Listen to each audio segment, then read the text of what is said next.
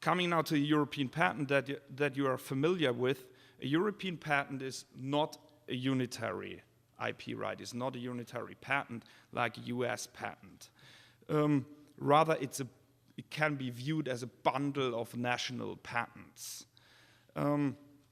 It's granted under the European Patent Convention, which is a multinational treaty, which is different from the European Union. Yeah?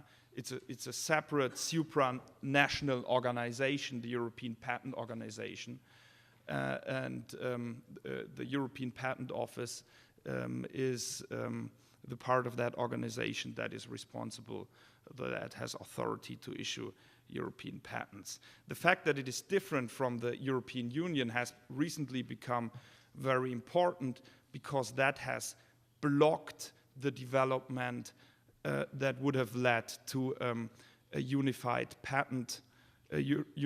European patent court and litigation system, because the European Court of Justice has held that it is not possible for the European Union to sort of delegate judicial power to a judicial authority, which would have been the planned European Patent Court. Is not possible to delegate such power. And that would have been necessary because not all of the EU member states are members of the European Patent Convention. So now the new attempt that has been made in this connection is to limit it to the EU member states only, this planned EU patent court system, which would, by the way, also come along with a unitary EU patent right, but would still be open to litigate the European patents that have already been granted under the European Patent Convention.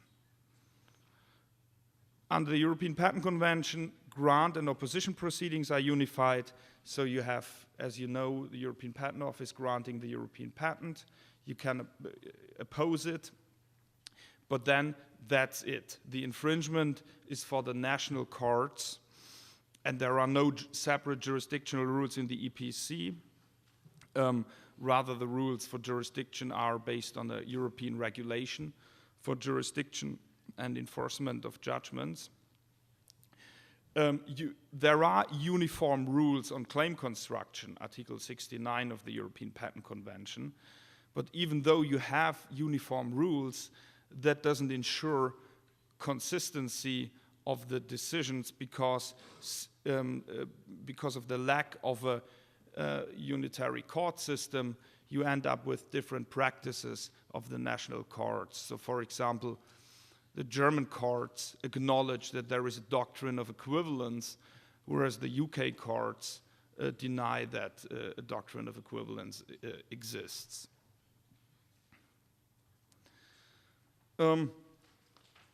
There was a time where there was, despite the fact that there is no EU patent, cross-border litigation in a sense that all of the national parts of a European patent could be asserted in one court if that court, under the general principles, has general jurisdiction.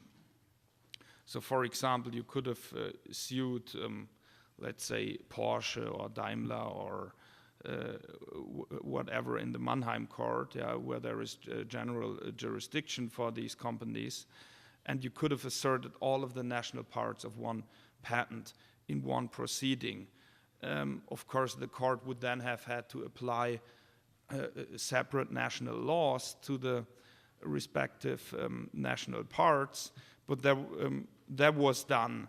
That came to an end by an ECJ ruling called GAT versus LUK, where it was held that as soon as the defendant asserts an invalidity defense, asserts that the patent in suit is invalid, the jurisdiction goes away because there is a provision in the EU regulation on jurisdiction saying that the state, the country where the patent issues, so in this respect here, where the pertinent part of the European patent is enforced, that such state would have or has exclusive jurisdiction over validity issues. So with that decision, basically there is no more cross-border litigation in Europe. What you do is you, in any case, no matter whether there is general or specific jurisdiction, you assert only the national part of the European patent that is in force in that forum. Not the last part of that section, national IP rights. You have to remember that on the national scale, on the national level, you have the full scale of all of these rights. You have design rights, trademark rights, patents. So you have German patents, for example, that can be asserted separately, and you have utility models which are available, especially in Germany, without examination. And you have, which is also an important aspect, I would translate it, if I use a US category, as trade dress claims. Yeah. That is a cause of action that Apple, for example, has asserted in several proceedings relating to the iPad, where they said it's a specific design that has gained some secondary meaning, as I would call it. So it is associated by the customers with a specific source, and when copied, then there is a likelihood of confusion as to the source, or likelihood that the reputation gets diluted. And that is a pretty powerful cause of action too, because first of all, because the courts are more prone to use it for preliminary injunction proceedings, and there is a lot of discretion for the court. And the German courts have traditionally been very inclined or prone to confirm to confirm such claims. So it's something that is in the international disputes often forgotten, but I think a very powerful tool.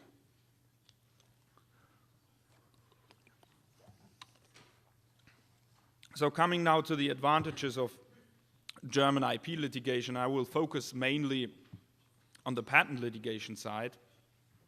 The first advantage, of course, is that you get an injunction in the European key market. Yeah, Germany is the biggest economy by far, and it's almost impossible for a big international company to spare Germany. So usually if a case is won in Germany on a very important product, then a case settles internationally. So, I mean, we have seen it in the Nokia-Apple wars, that the case settled globally just in the very week when the judgment of the Mannheim court was scheduled to be handed down. And for the people who attended the hearing, it was pretty clear that Nokia would have won that case, and an injunction would have issued against Apple. So, and that I've seen in many of my cases, that cases settle globally if an injunction issues in Germany. And that is the second point. Such injunction, which is in the Anglo-American doctrine an equitable relief, and therefore there is some sort of discretion of the court, such discretion is not available in Germany. If there is infringement, then the injunction is the automatic relief, is a remedy as of right. And that's very important. It has been contested recently in all these friend cases that you might be familiar with. So in most of the patent cases these days, the defendants assert a friend defense.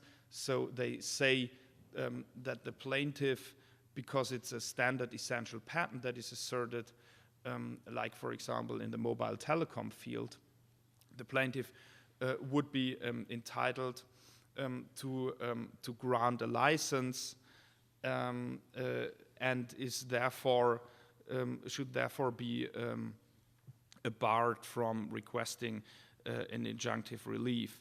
Now the German courts have so far dismissed that, and there is also also for standard essential patents there is injunctive relief available, even though there is also a very specific friend mechanism by which the defendant can avoid that an injunction issued, but very tough requirements have to be met. For example, royalties need to be escrowed, and there needs to be a binding offer by the defendant on friend terms.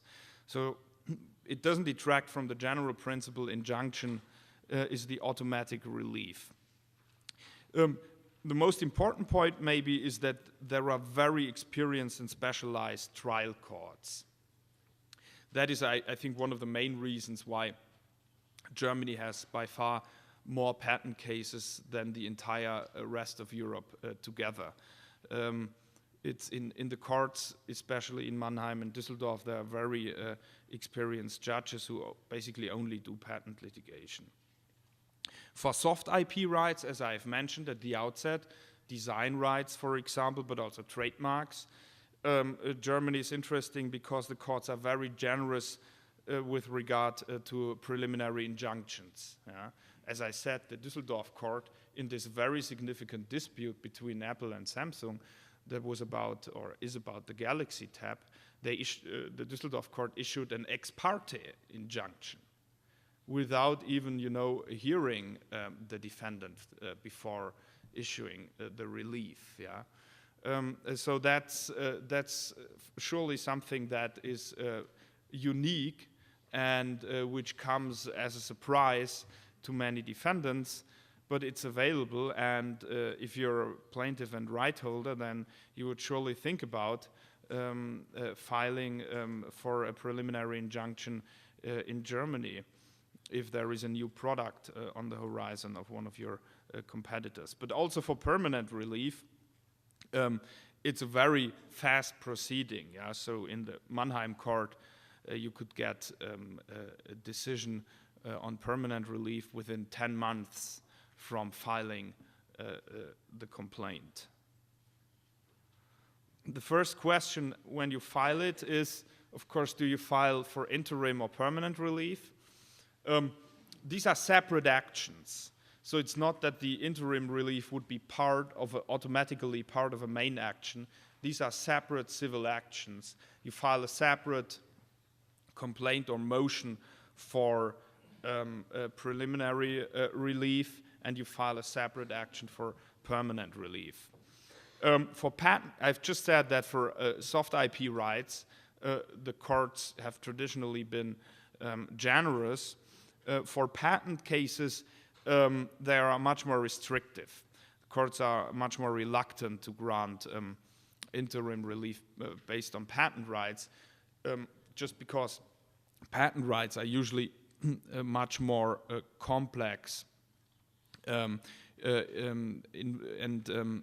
the fact-finding is much more difficult, and the validity is oftentimes a big issue, and it's very difficult to decide on validity issues on short notice. So the recent case law coming out of the Düsseldorf Appellate Court basically says that you can only file for a preliminary injunction if the patent has already survived an opposition, the first instance of an opposition proceeding or a nullity action.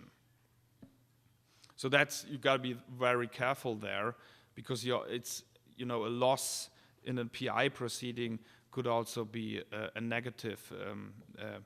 It could also be a negative precedent for the proceeding regarding the permanent relief.